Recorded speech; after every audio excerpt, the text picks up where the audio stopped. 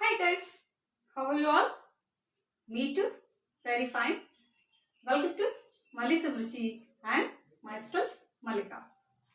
So, ఇవాళ topic ఏంటో చూసేద్దామా? Come on.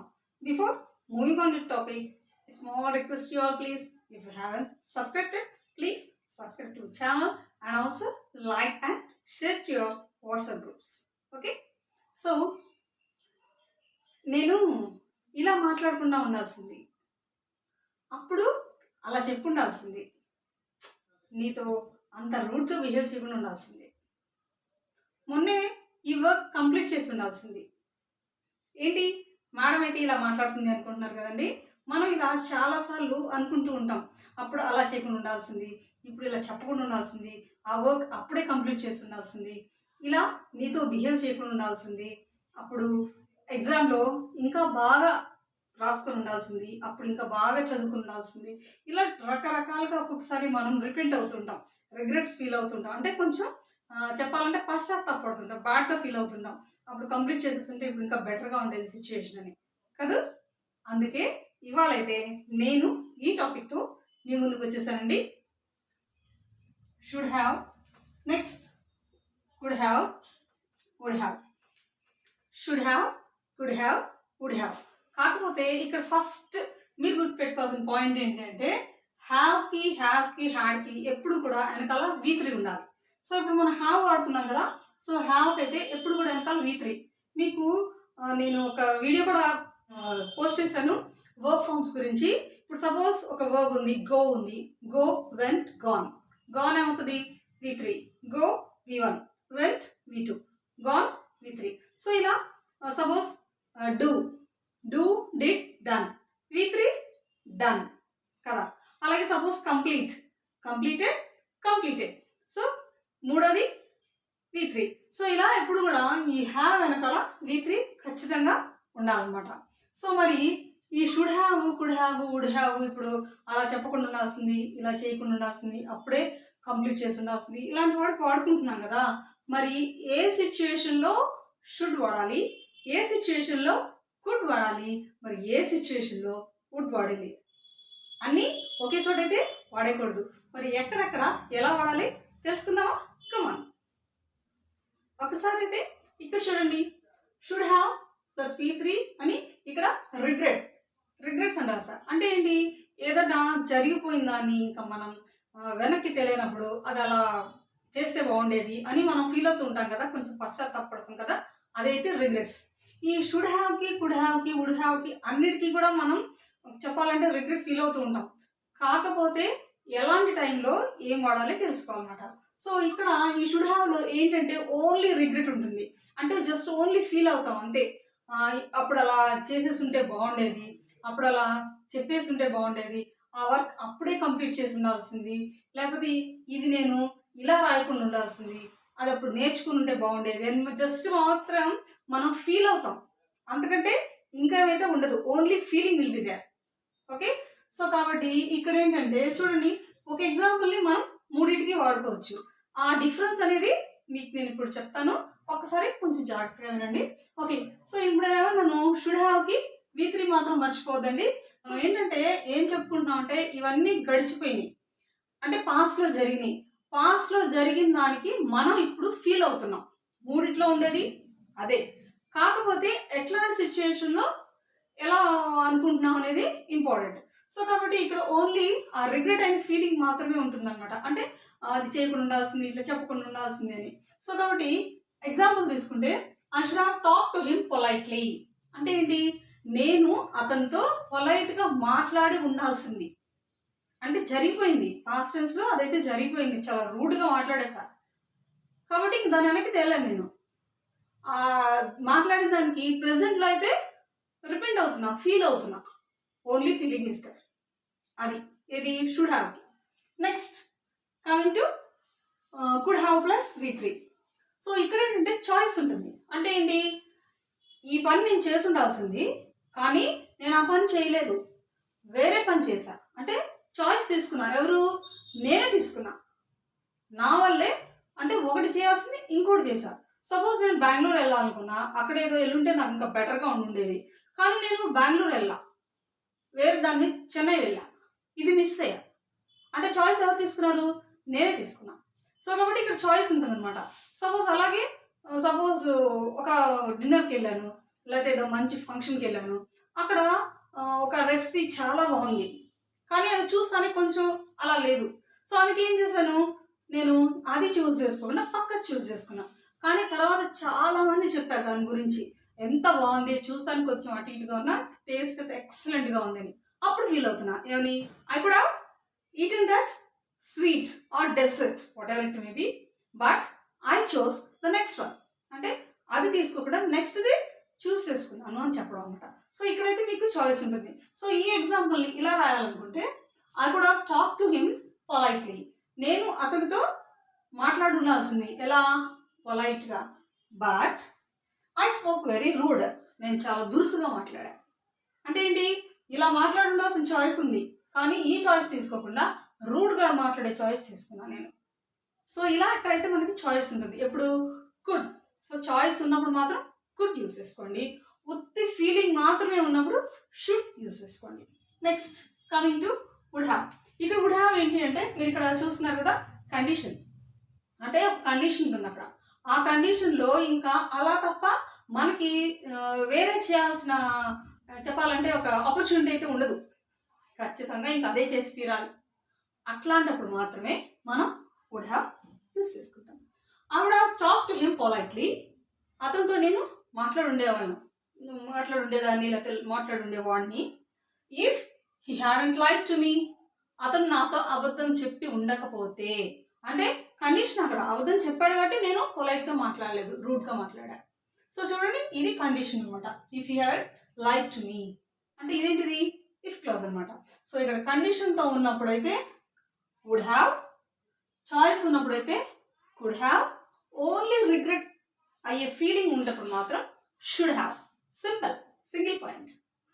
ఓకే, సో మనం ఇట్లా కొన్ని ఎగ్జాంపుల్స్ చూద్దామా, మీకు ఇంకొంచెం బెటర్గా అర్థమవుతుంది. This is the best example, spoken English. See, I should have learn spoken English. నేను స్పోకెన్ ఇంగ్లీష్ని నేర్చుకుని ఉండాల్సింది. సపోజ్ మీరు ఒక ఇంటర్వ్యూకి వెళ్ళారనుకోండి, ఐ మీన్ ఎడ్యుకేషన్ అంతా ఫినిష్ అయిపోయిన తర్వాత ఇంటర్వ్యూకి వెళ్ళారు. అక్కడ ఇంటర్వ్యూయర్ మిమ్మల్ని చాలా ఫాస్ట్గా చక్కగా ఆయన ఇంగ్లీష్లో మిమ్మల్ని ఏవేవో క్వశ్చన్స్ అడిగారు. మీరు కొద్దిగా ఆన్సర్ చేయలేకపోయారు. బయటకు వచ్చి తప్పకుండా రిగ్రెట్ ఫీల్ అవుతారు కదా. ఏమని, I should have learn spoken English. నేను ఆ రోజుల్లో స్పోకెన్ ఇంగ్లీష్ మాట్లాడి నేర్చుకుని ఉండాల్సింది అని చెప్పి రిగ్రెట్ ఫీల్ అవుతారు కదా. ఇలా ఓన్లీ రిగ్రెట్ ఉన్నప్పుడు మాత్రం, ఫీలింగ్ ఉన్నప్పుడు మాత్రం ఐ షుడ్ హ్యావ్ యూస్ చేసుకోవచ్చు. ఓకే, నెక్స్ట్ ఇదే ఎగ్జాంపుల్ని కుడ్ హ్యావ్కి ఎలా వాడచ్చు. I could have learn spoken English but I learn dance. ఇక్కడ చాయిస్ తీసుకున్నా. ఏమని, నేను స్పోకెన్ ఇంగ్లీష్ నేర్చుకుని ఉండాల్సింది, కాకపోతే నేనేం నేర్చుకున్నా, ఐ లెర్న్ డాన్స్.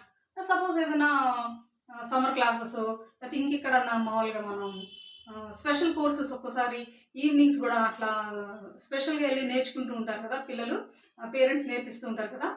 మరి అప్పుడు స్పోకెన్ ఇంగ్లీష్ నేర్చుకోకుండా నేనైతే డాన్స్ నేర్చుకున్నాను. స్పోకెన్ ఇంగ్లీష్ నేర్చుకుని ఉంటే బాగుండేది, ఈరోజు నాకు అది యూజ్ అయ్యి ఉండేది అని ఫీల్ అవ్వడం. అంటే ఇక్కడ ఏంటి, చాయిస్. ఆ చాయిస్ ఎవరు తీసుకున్నా, నేనే తీసుకున్నా. ఏం చాయిస్, స్పోకెన్ ఇంగ్లీష్ నేర్చుకోవడం అనేది ఇక్కడ ఒక చాయిస్. నెక్స్ట్ అలాగే డాన్స్ నేర్చుకోవడం అనేది ఒక చాయిస్. సో ఈ చాయిస్ కాకుండా ఈ చాయిస్ని నేను చూస్ చేసుకున్నాను అనేది ఒక ఫీలింగ్. ఏమని, కొంచెం పశ్చాత్తాపడం, రిపీట్ అవుతూ ఉన్నా అనమాట. సో ఇప్పుడు ఇలా చాయిస్ ఉన్నప్పుడు ఏం యూస్ చేసుకుంటారు, could have plus P3, learned. Learned. Okay, next one. మరి ఇదే వుడ్ హ్యావ్తో వాడితే ఎలా ఉంటుంది చూడండి. I would have learned spoken English if my mom hadn't compelled me to join in computer course. అంటే ఇక్కడ ఒక కండిషన్. ఏంటి ఆ కండిషన్, మా మామ్ కంపెల్ చేశారు. ఏమని, కంప్యూటర్ కోర్స్లో జాయిన్ అవ్వాలి అని కంపెల్ అంటే మీకు తెలుసు కదా, కొంచెం ఫోర్స్, ప్రెషర్ పెట్టడం అనమాట.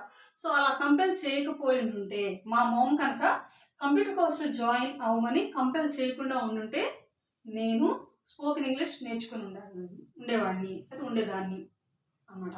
ఓకే, సో ఇలా ఇక్కడ ఒక కండిషన్ పెడతాం అనమాట. సో ఇలా కండిషన్ ఉన్నప్పుడు వుడ్ హ్యావ్, చాయిస్ ఉన్నప్పుడు could have, only regret feeling ఉన్నప్పుడు షుడ్ హ్యావ్. అర్థమైంది కదండి. సో ఇలా జస్ట్ మనం ఎన్ని ఎగ్జాంపుల్స్ అయినా రాసుకోవచ్చు. అలాగే సపోజ్ ఈ శారీ తీసుకోవాల్సింది ఆ శారీ తీసుకున్నాను అని, లేకపోతే ఈ డ్రెస్ తీసుకోవాల్సింది ఆ డ్రెస్ తీసుకున్నాను. సో ఎలా మనం I should have taken this dress, ఈ డ్రెస్ తీసుకున్నాను అని ఉట్టి ఫీలింగ్ ఉన్నప్పుడు I should have taken this dress, ఈ డ్రెస్ తీసుకోవాల్సింది నేను.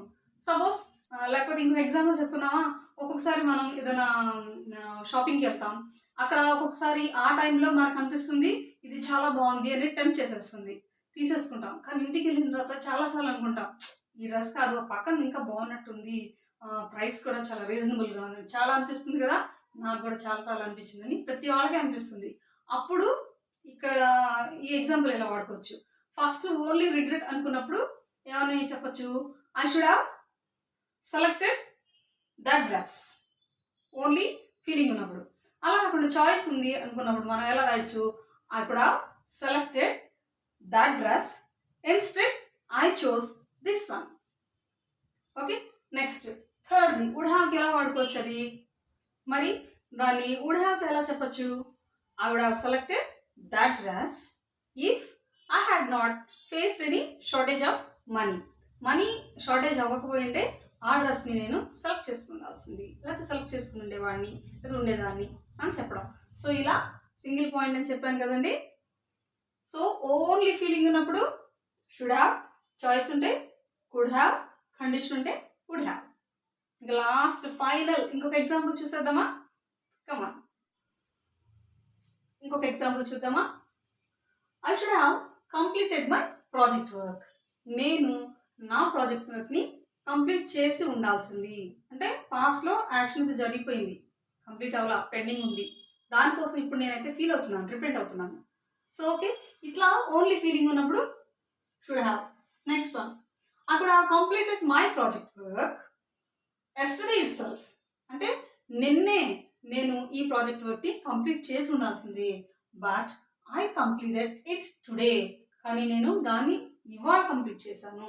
అంటే ఇక్కడ ఒక చాయిస్ ఏంటి, నిన్నే కంప్లీట్ చేసుకోవచ్చు అనేది ఒక చాయిస్, కానీ ఆ చాయిస్ తీసుకోకుండా నేనే చాయిస్ తీసుకున్నాను, దాని ఇవాళ కంప్లీట్ చేసుకునే చాయిస్ తీసుకున్నాను. సో చాయిస్ మనమే తీసుకుంటాం అన్నమాట దీంట్లో. సో ఇలా చాయిస్ ఉన్నప్పుడు అయితే మనం వుడ్ హ్యావ్ యూస్ చేసుకోవచ్చు. నెక్స్ట్ వన్, దీన్నే మళ్ళీ వుడ్ హ్యావ్కి ఎలా వాడాలి, I would have completed my project work, కానీ చేయలేకపోయా, ఎందుకు, if I hadn't gone to the market with my dad, అంటే అక్కడ కండిషన్ ఉంది, ఏంటి ఆ కండిషన్, మా డాడ్తో నేను మార్కెట్కి వెళ్ళా, మరి ఆయన పిలిచారు, వెళ్ళాల్సిన పరిస్థితి తప్పదు, మరి కొంచెం చిన్న చిన్న రెస్పాన్సిబిలిటీస్ ఉంటాయి, ఫాదర్స్కి మదర్స్కి ఇలా మనం హెల్ప్ చేస్తూ ఉంటాం, ఇంట్లో చేయాలి కూడా కదా, మరి అలా వెళ్ళాను కాబట్టి ప్రాజెక్ట్ వర్క్ని అయితే కంప్లీట్ చేయలేకపోయా, సో అలా ఫీల్ అవుతున్నాం. సో ఇక్కడ కండిషన్ ఉంది కాబట్టి మనం ఇక్కడైతే వుడ్ హ్యావ్ యూస్ చేసుకుంటున్నాం.